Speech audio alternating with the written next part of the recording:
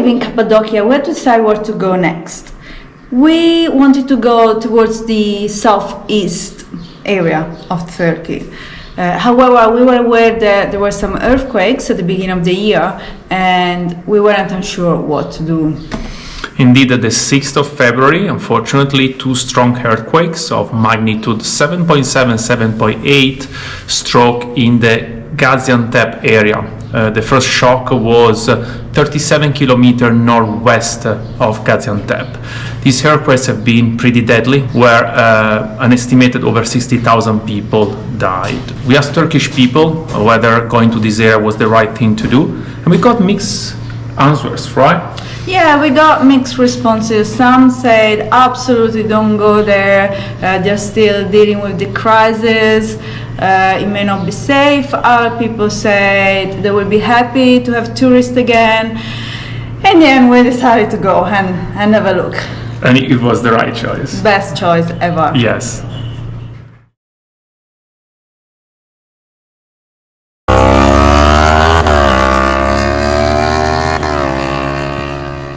As we moved towards East Turkey, we soon realized that people were a bit more traditionalist, a bit more conservative compared to the people that we had met before.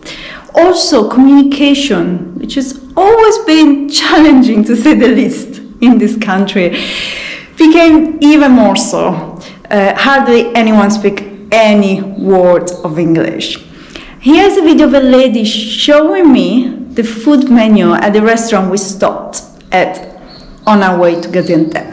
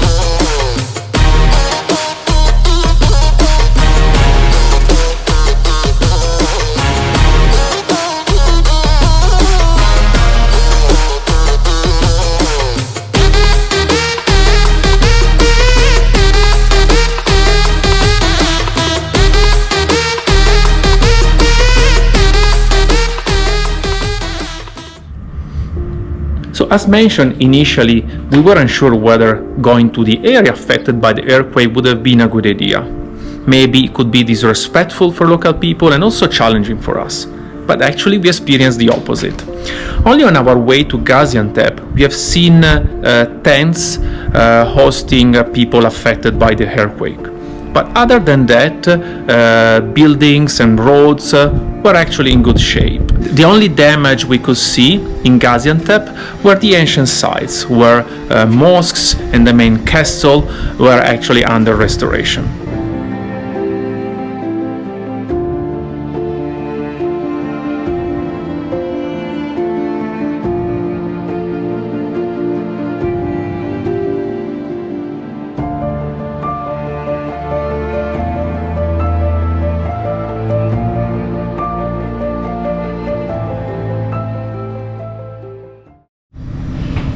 Eastern Turkey is full of konak. Konak are mansions that have been converted into hotels. I would say it's the most common type of accommodation for tourists nowadays. And we stayed in a really nice one in Gaziantep.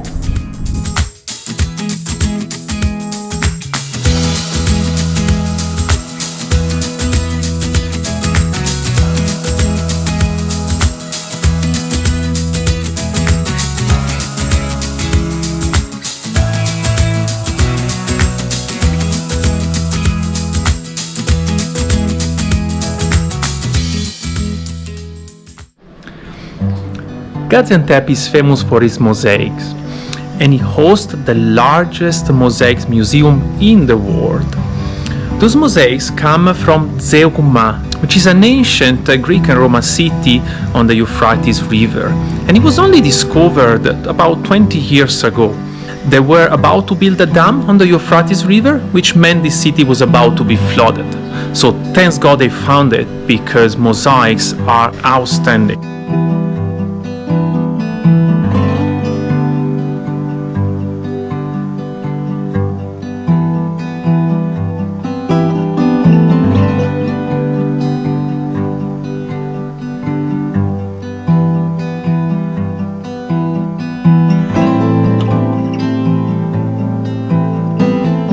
The most iconic mosaic is the Gypsy Girl, which is also a symbol of Gaziantep.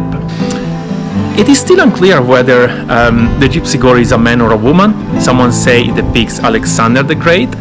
What is actually particular of this mosaic is that it looks like it follows you with its eyes as you move around, quite similarly to the Mona Lisa of Leonardo da Vinci.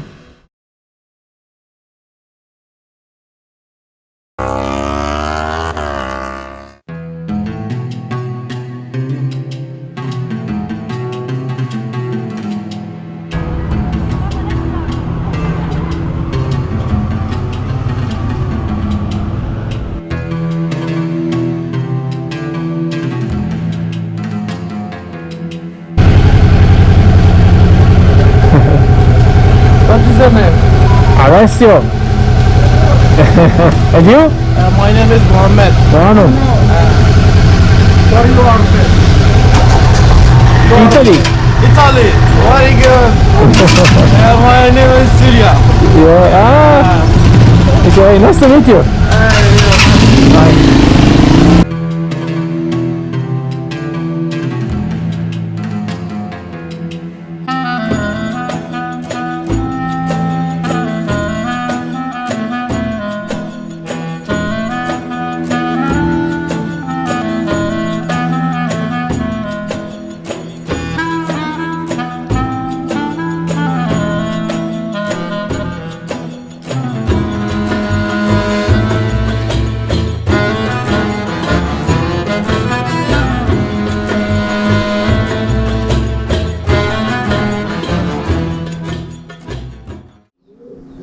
Several people come from all over Turkey to visit Şanlıurfa, mainly for the Golbaji complex, which comprises several ponds, a few mosques, and the Medrese complex.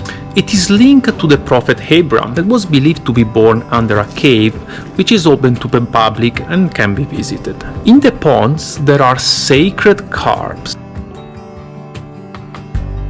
Prophet Abraham rejected the claim that the ruler of Şanlıurfa was God. As a punishment, he was thrown into a fire that was lighted on the place where the lake can be seen now. The fire cooled under the order of Allah, and embers were turned into fishes that are now regarded as holy. Locals also go to the park to relax, meeting friends, and enjoying traditional food.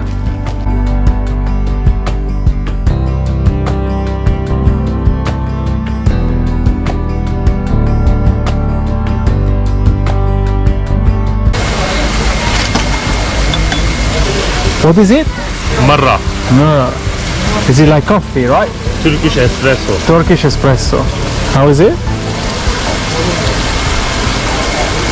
Oh, it's very strong. It's stronger than espresso.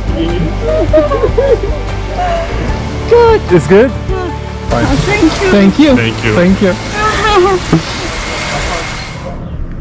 A very special type of music is played in Şanlıurfa. Traditionally, this music was played at the end of nights where locals would meet at someone's house to discuss social issues, find solutions, exchange ideas, just have a chat. At the end of these nights, they would then all eat together and someone would be playing this music and they would all listen to it and dance to it. Nowadays, lots of conaks around the city play this type of music so that tourists can go there and listen to the music while having their dinner.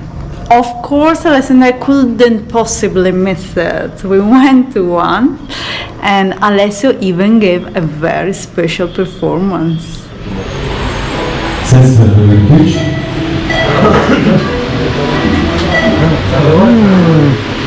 This is where we're gonna have our dinner. I'm looking forward to this. Yeah.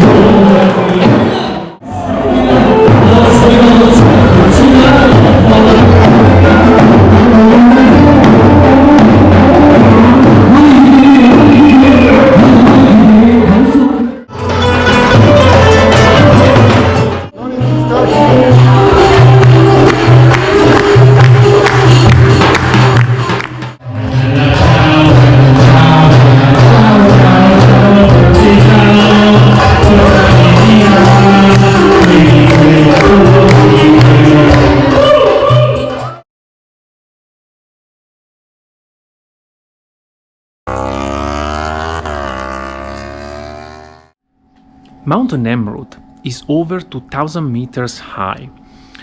On top of the mountain sit several big statues, which are 10 meters high and weigh 6 tons. Those were built by the king of Commagene Kingdom as its tomb sanctuary.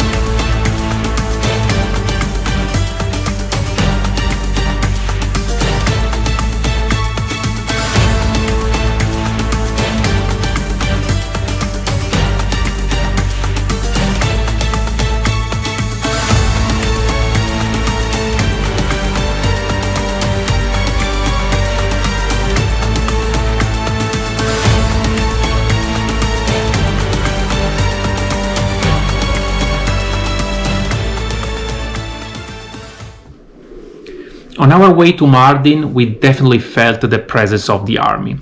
We saw some military towers and tanks. We are not sure 100% why, but hey, we are very close to the Syrian border, and anti-terrorism activities have been in place in this area for quite some time.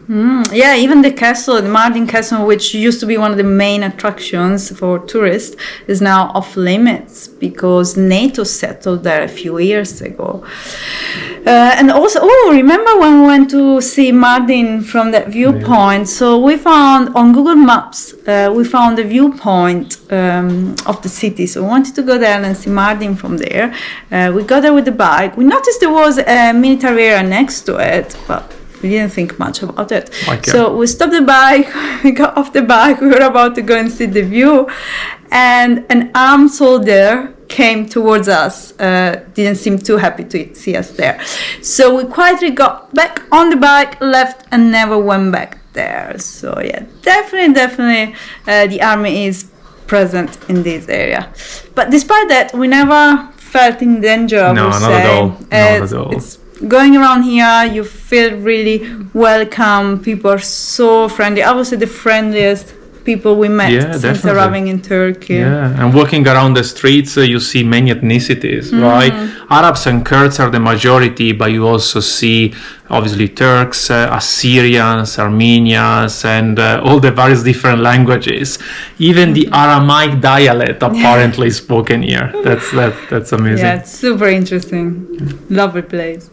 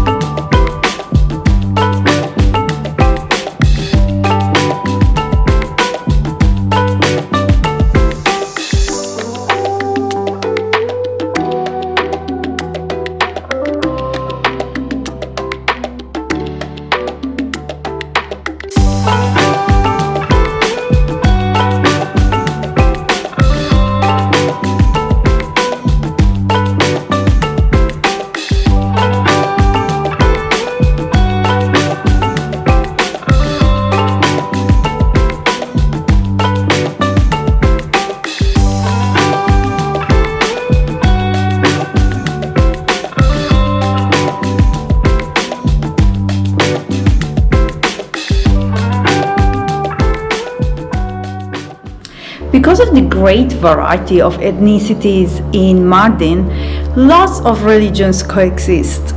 There are Muslim people, Christians, Jewish. We decided to visit some religious sites, both Muslim and Orthodox.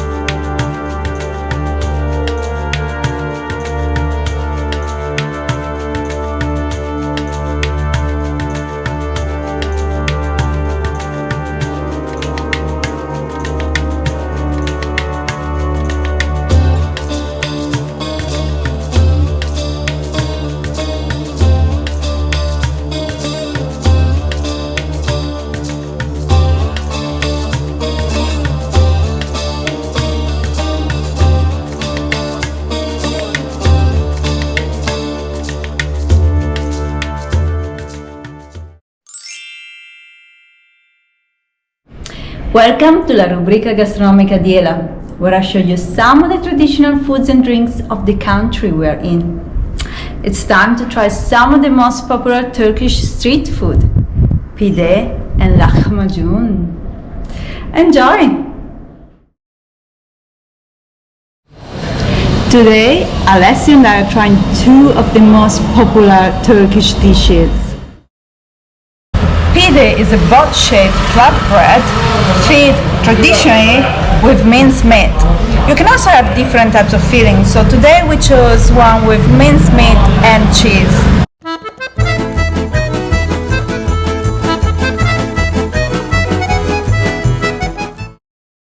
Lahmacun is what is generally known as the Turkish pizza. It's a very thin flatbread topped with mincemeat, peppers and some spices. And it's always served with some other vegetables that you can add to your lahmacun.